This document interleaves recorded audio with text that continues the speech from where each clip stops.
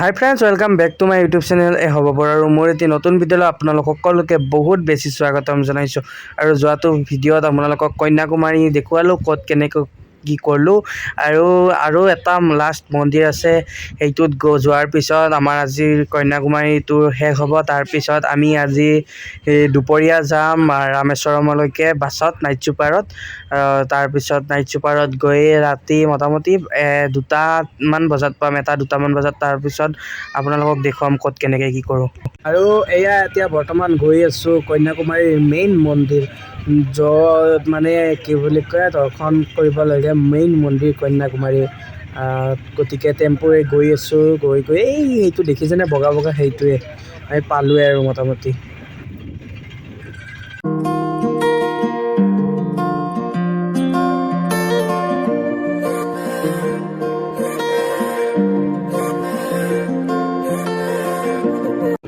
এইবাৰ আহি পালোঁ এইটো হনুমান মন্দিৰ, আৰু কন্যাকুমাৰীৰ এইটো মূল মন্দিৰ, মেইন মন্দিৰ এইটো।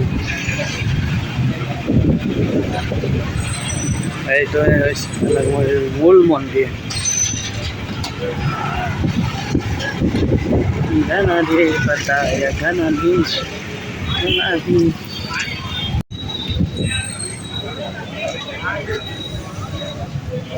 जो करेगा वो बोलेगा। গাইছ মন্দিৰৰ ভিতৰত নগ'লোঁ, ঘূৰি আহিলোঁ। ইয়াৰ পৰা এয়া কৰিলোঁ, বিকজ মন্দিৰৰ ভিতৰত চাৰ্ট আৰু পেণ্ট পিন্ধিব নোৱাৰে, খুলি যাব লাগিব।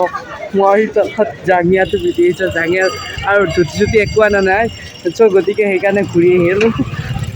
মই জাঙিয়াটো পিন্ধি এতিয়া কেনেকৈ যাওঁ, গতিকে সেইকাৰণে ঘূৰি আহিলোঁ। তাৰ পৰা সেয়া কৰিলোঁ, বেয়া লাগিল, তথাপিও ঘূৰি আহিব লগা হ'ল। ইমান দূৰৰ পৰা আহি মন্দিৰত ভালদৰে দৰ্শন কৰিব নোৱাৰিলোঁ, কি কৰিব, উপায় নাই। ধুতি আনিব নহ'ল আজি সেইকাৰণে। তো গাইজ বৰ্তমান আছোঁ বাছ ষ্টেণ্ডত, মানে ৰামেশ্বৰম যাবলৈ ড্ৰেছযোৰ সেনেকুৱা এইযোৰে পিন্ধি আছোঁ, কিন্তু কাৰণ ৰাতি বাছতে থাকিব লাগিব, মানে ৰাতি 2-3টামান বজাত আমি ৰামেশ্বৰম পাম। গতিকে সেইকাৰণে এযোৰে ড্ৰেছ পিন্ধিছোঁ। তাৰপিছত বাছ AC বাছত মানে যাম, 3:30 বজাত আছে। এতিয়া অলপ পাছত আহিব, এতিয়া 3টা বাজি গ'ল। তো গতিকে বাছ ষ্টেণ্ডটো আপোনালোকক দেখুৱাই দিছোঁ। আছে আৰু বাছৰ ভাড়া হৈছে 360 টকা। ত' আপোনালোকে কোনোবাই যদি আহিব বিচাৰে তেন্তে 360 টকা কন্যাকুমাৰী টু ৰামেশ্বৰম বাছৰ ভাড়া। তো এতিয়া বাছ আহক, আহি পোৱাৰ পিছত আমি বেগ চব উঠাই আমি বাছত উঠি যাওঁ। তাৰপিছত লগ পাই আছোঁ। তো আমি বাছত উঠিলোঁ, আৰু মানে কি হ'ল AC বাছ নাই, সেইকাৰণে নন ACতে আহিলোঁ। আৰু বেলেগ বাইক এতিয়া আমি গৈ আছোঁ ৰামেশ্বৰমলৈ।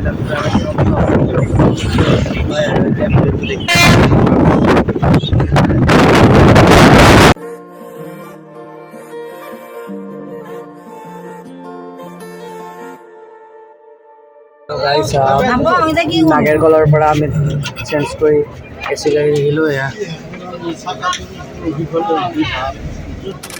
আমি বৰ্তমান 12:30 বাজি আৰু আহি গ'লোঁ সেই ৰামেশ্বৰম। আৰু এতিয়া মানে কি হ'ল, 12:30 পৰা কি কৰি থাকোঁ, গতিকে ভাবিলোঁ যিখন সেৱাশ্ৰম বুক কৰিছিলোঁ সেইখন ৰাতিপুৱা 6টাতে খোলে। গতিকে 6টাত ৰৈ থকাত কৰি ইয়াতে মানে মন্দিৰৰ ওচৰতে বোলে ভাল ভাল ধৰ্মশালা বা কিবা কিবি আছে।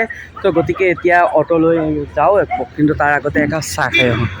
এইটো গাইছ, মই ঘূৰি ৰামেশ্বৰম অহাৰ লগে লগে চেণ্ডেল ছিঙি গ'ল। কি ক'ব আৰু, ইয়াতে চাব লগা হওঁতে চেণ্ডেল উজুতি খাই পৰিব ধৰিছিলোঁ। গাইজ ফাইনেলি ৰামেশ্বৰমৰ ঠাইখিনি পাই গ'লোহি। আৰু মানে কি ক'ম আৰু, একদম যোৱাকালি ভালদৰে বাছত টোপনি নাই, সেইকাৰণে একদম টোপনি লাগি আছে। কিন্তু তথাপিও আমি জেগা চাম। এতিয়া বৰ্তমান আমি আমাৰ ৰুমত, এইটো আমাৰ ৰুম। এইফালে এনেকুৱা কি ধুনীয়া পৰিৱেশ। চ' আমি এতিয়া বৰ্তমান যাম সাগৰত গা ধুবলৈ। সাগৰত গা ধুই আমি যাম ধনুষ্কৰী। তাত ৰাম সেতু আছে, ৰাম সেতু চাব যাম। আৰু বিভীষণ মন্দিৰ নেকি তাত এটা আছে, তাক চাব যাম। আৰু যদি কিবা সময় হয় আকৌ চাম আৰু আপোনালোককো দেখুৱাম। হঠাতে এটি উন্মাদনা মোৰ হিয়াতে এটি আৰু যিহেতু চেণ্ডেলযোৰ ছিঙি গৈছিল সেইকাৰণে নতুন এযোৰ চেণ্ডেল কিনি ল'লোঁ। লৈ এতিয়া আৰু গৈ আছোঁ ধনুষ্কৰী ৰাম সেতু চাব।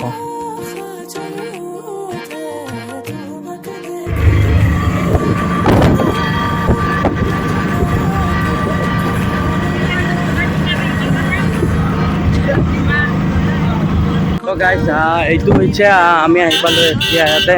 এইটো হৈছে ইন্দ্ৰমহাসাগৰ আৰু এইটো হৈছে গংগাসাগৰ। আৰু এতিয়া বৰ্তমান আমি দুয়োটাৰ মানে সংগম স্থল এইখিনি। আৰু ৰাম সেতু ইয়াতে আছে, গতিকে ইয়াতে আহিছোঁ।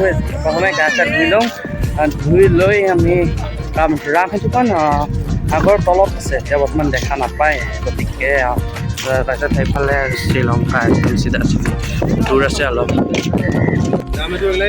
ৰাম খালী জেগা দি আছে।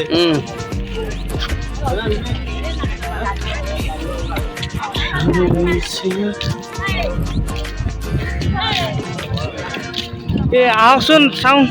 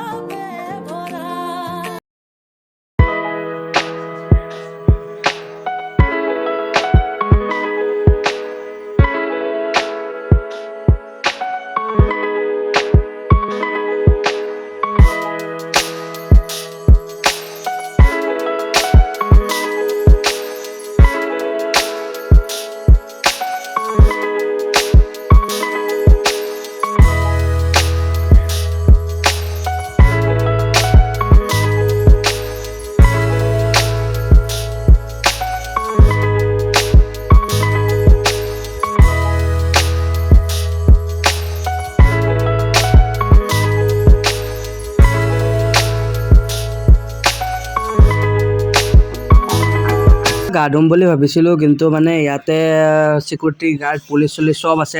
আৰু মানে মাইকেদি কৈ থাকে ইয়াতে গা ধুব নালাগে, কিবা এটা কাৰণ থাকিব লাগিব। সেইকাৰণে বোধহয় গা ধুব নিদিয়ে। সেইকাৰণে পানীতে ভৰি হাতখন ধুই গুচি আহিলোঁ। বেছি দূৰ যাব নিদিয়ে আৰু। একবাৰ মই দিওঁ মোক তোলাই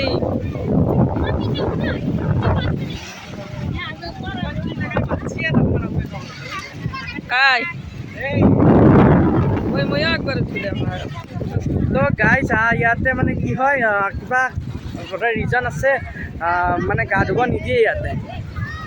গতিকে এনেই ভৰি হাতখন ধুলোঁ, পানী চানীত মানে তিয়ালোঁ আৰু অলপমান হ'লেও।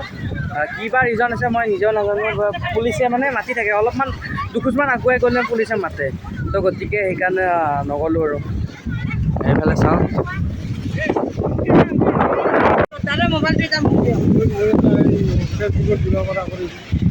আৰু পানী চানীত গা চা ধুব নোৱাৰি। এতিয়া আমি বেলেগ ঠাইলৈ গৈ আছোঁ।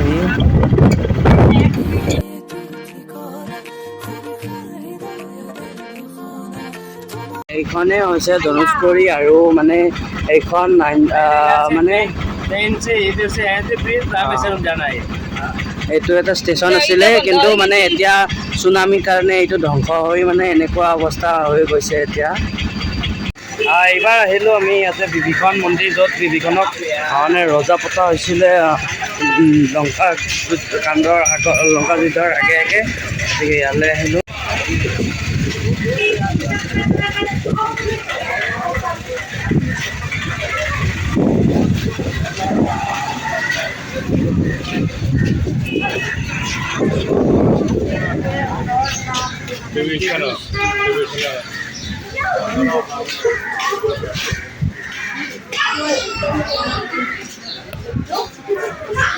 ইয়াতে ফটো নাই, গতিকে বন্ধ কৰিলোঁ কেমেৰা।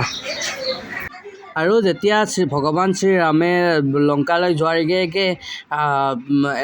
শিৱৰ পূজা কৰিছিল, শিৱলিংগ স্থাপন কৰিছিল। ইয়াতে সেই শিৱলিংগটো আছে, লগতে এটা কুঁৱা আছে। কুঁৱাটোৰ ভিতৰত এটা ৰাম সেতু যেতিয়া মানে চুনামি আহিছিল, ভাঙি বোলে এটা শিল পাইছিল ইয়াৰে মানুহে আৰু সেই শিলটো কোৱাত থ'লে ওপৰত থাকে আৰু মানুহৰ মূৰত মানে সেৱা কৰাৰ টাইমত মানুহৰ মূৰত দিলে ইমান ওজন হয় আৰু সেইটো দেখুৱাম আপোনালোকক গতিকে ভিডিঅ'টো সম্পূৰ্ণ চোৱাৰ বাবে বহুত বেছি ধন্যবাদ আৰু যদি মোৰ চেনেলটো নতুনকৈ আহিছে প্লিজ লাইক কমেণ্ট শ্বেয়াৰ কৰিব নাপাহৰিব আৰু চেনেলটোত নতুনকৈ অহাবিলাকে প্লিজ ছাবস্ক্ৰাইব কৰিব যিসকলে মোৰ চেনেলটো ছাবস্ক্ৰাইব কৰিছে তেওঁলোকক ধন্যবাদ জনাই লগ পাই আছোঁ নেক্সট ভিডিঅ'ত আৰু আজিলৈকে ইমানেই বাই বাই।